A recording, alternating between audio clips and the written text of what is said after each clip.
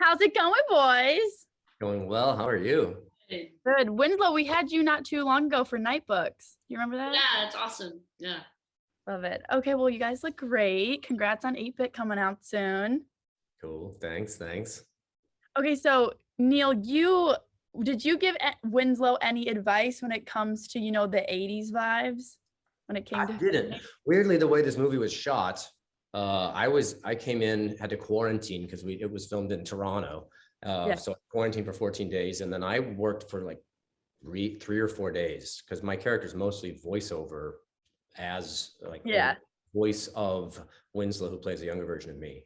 So I did get to talk to the actress that played my daughter a little bit, but Winslow needs no help in the explanation department. He's a pretty sharp tack. I love it. And when you guys were growing up, well, Winslow's still growing up, but what is the ultimate gift to you guys for Christmas? So you have the Nintendo and the film. What is one gift that's just like you were obsessed with? Last year I was really obsessed with getting a Oculus Quest. Yep. And I don't know, I really wanted this Oculus Quest so bad. I mean, I was just basically begging my parents for it. Cause I mean, yeah, I really wanted it, and it's really awesome. Virtual reality, dude. It's virtual reality, and it doesn't have you're not tethered to anything. The Oculus Quest is the coolest thing that's ever happened. Yeah. I mean, and I got that that was the Christmas right before we started filming, and then also my dad got me as a surprise gift. I had no idea. He got me an NES because at that point I knew I was going to be in this movie, and then he got me this NES, and it was really cool. It was awesome. That's so cool that your dad got you that. I wanted a drone when the drones first came out, and I thought that was cool. And I got one of those DVI.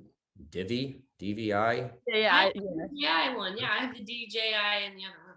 Yeah, that was cool. Except it's really, I don't know. I have it. I don't use it that much because there's a lot to do, and then you wind up like with an SD card with gigabytes of footage of like random skylines and never know when you need it though. Never know. When your life is like a long movie and you're needing background footage. I love how yours was both technology too, kind of related to the whole Nintendo vibe as well. Yeah. And do you guys have any special plans? Will you guys like text each other when the movie comes out to the world? Like, do you have any special plans? No, Winslow's young. I'm old as dirt to him. I'm like an old fuddy-duddy. He's older than my children. So no, Winslow wants nothing to do with me because all I do is tell him to go to bed and to read a book. Get some rest, get some sleep. Yeah, I mean, I don't have any really huge plans, but I mean, I think I'm working on a movie right now, and I know that there's some people here that are excited for it to come out, and so we might do something for it. Just like, I don't know, watch it together or something. And I know my grandma's really excited for it. She's always super excited when the new movie comes out, and she's like, "Oh, I'm gonna throw a watch party," and then she like throws a huge party. It's just, I don't know, it's grandma's the best. Love it. Your grandkids.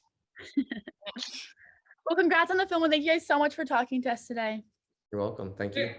Hi, you both look great. Thank you. Yeah. And I love you both so much. You guys are awesome. Thanks, Julie. Well, congratulations on 8-Bit. It's coming out soon. How do you guys feel that the world's finally going to see it?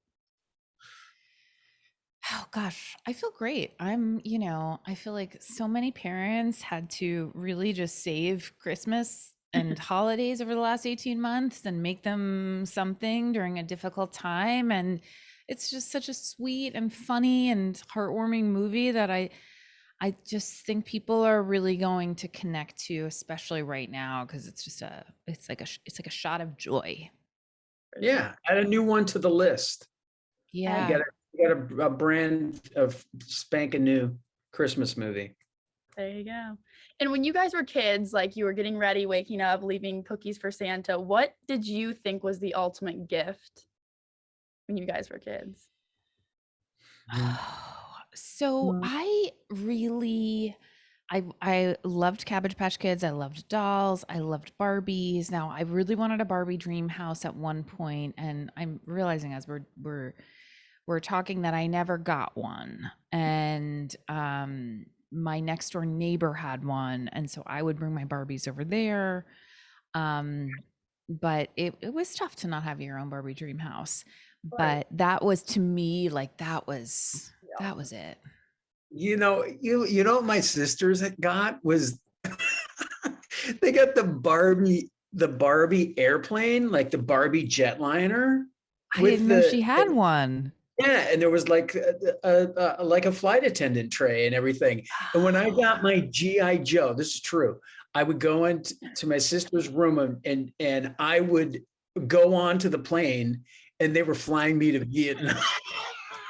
They were flying me to Vietnam, and then I would get off the plane. I'd be like, hope I make it back, and then I'd go outside and I'd, be a GI Joe in the woods. That's hilarious. I did wonder as a child, like I remember having the thought like, oh, Ken wears underwear, but Barbie doesn't.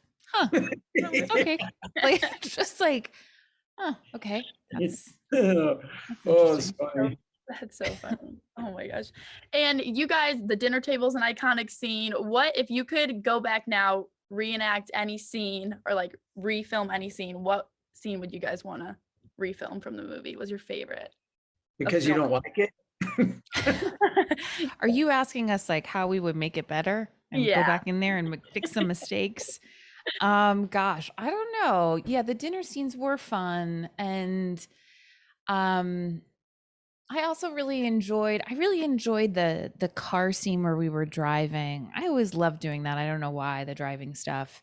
It's just fun and relaxed, and we got to just improvise, and it was insane. And yeah, so I think I would probably go back to that one, and just make it better. I usually think of some really like great things on the drive home after it's done. That's when everything starts to really click for me, and I have a deep understanding of the work is as soon as I leave. Yep. What about you, Steve? Anything outside. It's hard shooting inside on a stage because it's a stage, but then you go outside and it's cold, and it's Toronto. Right. Yeah, it was cold. Freezing. It was tough, man. Tell you what, there was like the height of COVID, lockdown, cold. Winter. We were in quarantine for 2 weeks, both of us were. And then after 2 weeks, I walked out onto the street going, I'm free. Yeah. I walk out on the street and it's lockdown. And I just stood, looked both ways, and turned around and went back to my seat. This is fun. Well, thank you guys so much, and congrats on the movie. Can't wait for the world to see it. Thank you so much. See you later.